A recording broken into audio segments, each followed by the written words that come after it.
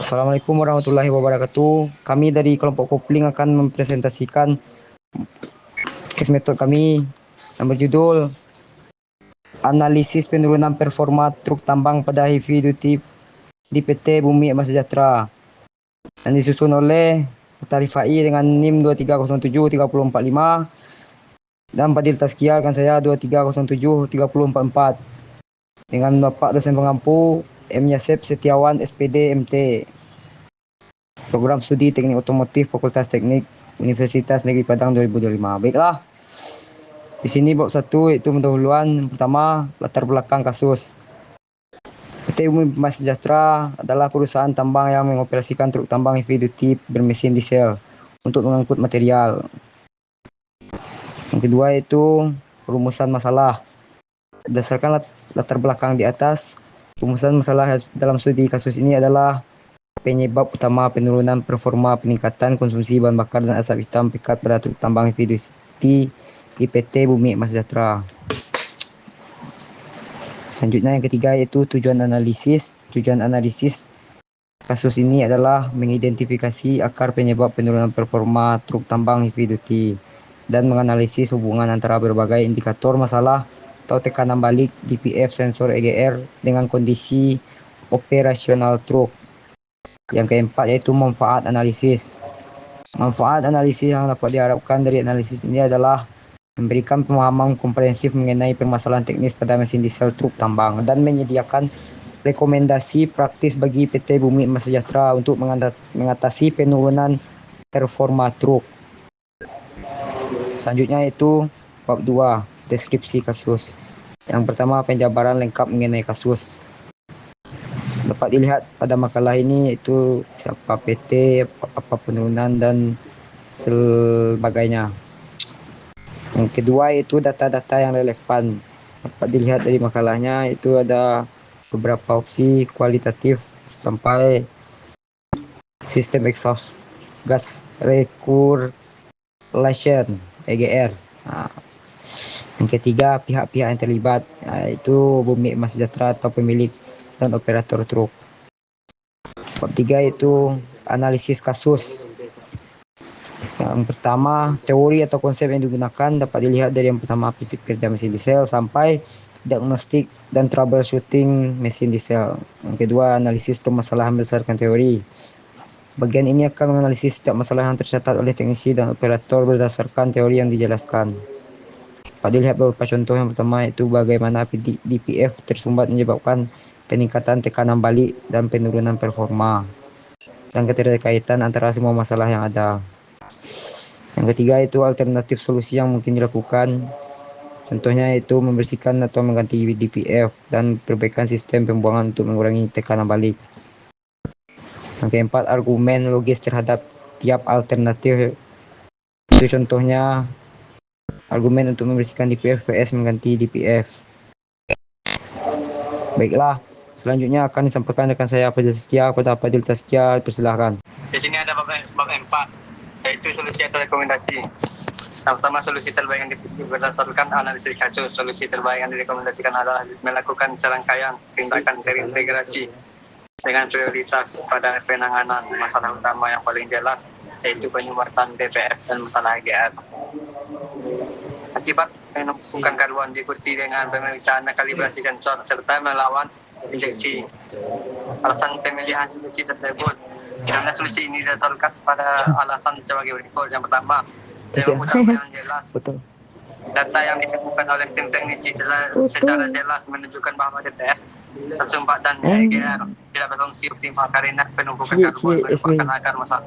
Tekanan balik, berlebihan, penurunan performa, peningkatan konsumsi bahan bakar, dan asap hitam pekat. Mengatasi masalah ini secara langsung akan memberikan dampak paling signifikan. Dan yang kedua, keterkaitan antar masalah. Masalah sensor yang anomali kemungkinan besar merupakan konsekuensi dari DPF yang tersumbat dan EGR masalah. Dengan memperbaiki DPF dan EGR, pemecahan sensor mungkin akan kembali normal. Namun jika tidak, sensor perlu diperiksa lebih lanjut. Dan ketiga, efektivitas biaya dan waktu. Memulai dengan masalah yang paling jelas dan terdiagnosis akan memungkinkan perbaikan yang lebih cepat dan lebih efisien dibandingkan dengan pendekatan acak. Mencegah jangka panjang, perawatan preventif dan komprehensif adalah perbaikan utama untuk mencegah terulangnya masalah yang sama di masa depan. Rencana implementasi. Berikut adalah rencana implementasi yang disarankan. Tahap 1, yang berkelanjutan dan perbaikan IPF dan EGR atau prioritas utama. Lakukan diagnosa ulang yang lebih mendalam untuk mengkonfirmasi tingkat penyumbatan DPF dan kondisi EGR. Prioritaskan pembersihan DPF melalui proses regenerasi paksa atau jika memungkinkan efektif pembersihan manual. Jika DPF sudah rusak parah, lakukan penggantian pada katup dan seluruh EGR. Jika komponen EGR, misalnya katup atau rotor rusak, lakukan penggantian. Setelah penggantian, lakukan uji coba untuk memastikan tekanan badai kembali normal dan aliran gas buang lancar. Tahap 2, pemeriksaan dan perbaikan sensor dan sistem injeksi.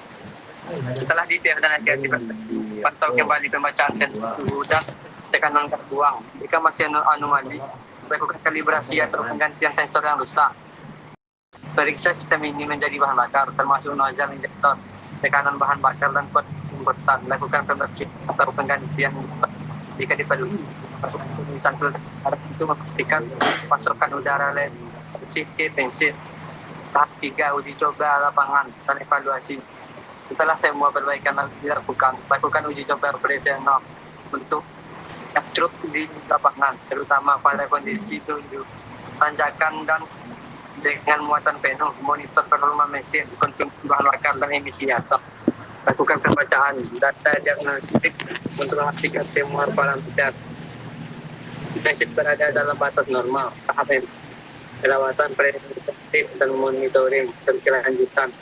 Dibuat jadwal perawatan preventif yang lebih ketat, termasuk pembersihan atau pemeriksaan DPF dan EGR secara berkala.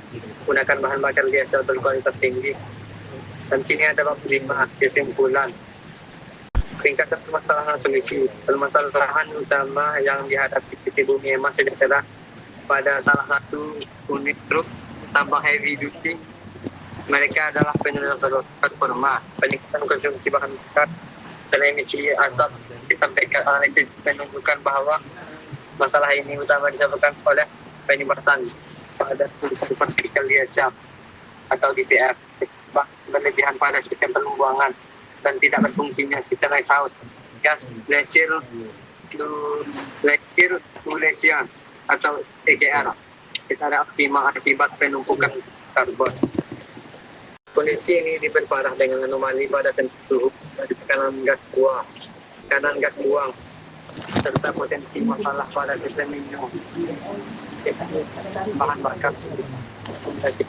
Pendekatan integrasi yang dimulai dan prioritas pada pembersihan penggantian DPF yang terkembang, perbaikan pembersihan sistem EGR. Langkah ini akan diikuti dengan pemeriksaan dan kalibrasi ulang sensor gas buang serta perawatan pada sistem injeksi bahan bakar. Terakhir, implementasi preventif yang ketat, monitoring berkelanjutan sangat penting untuk performa mesin dan mencegah terulangnya masalah. Baiklah, di sini saya sudah selesai menjelaskan kaji.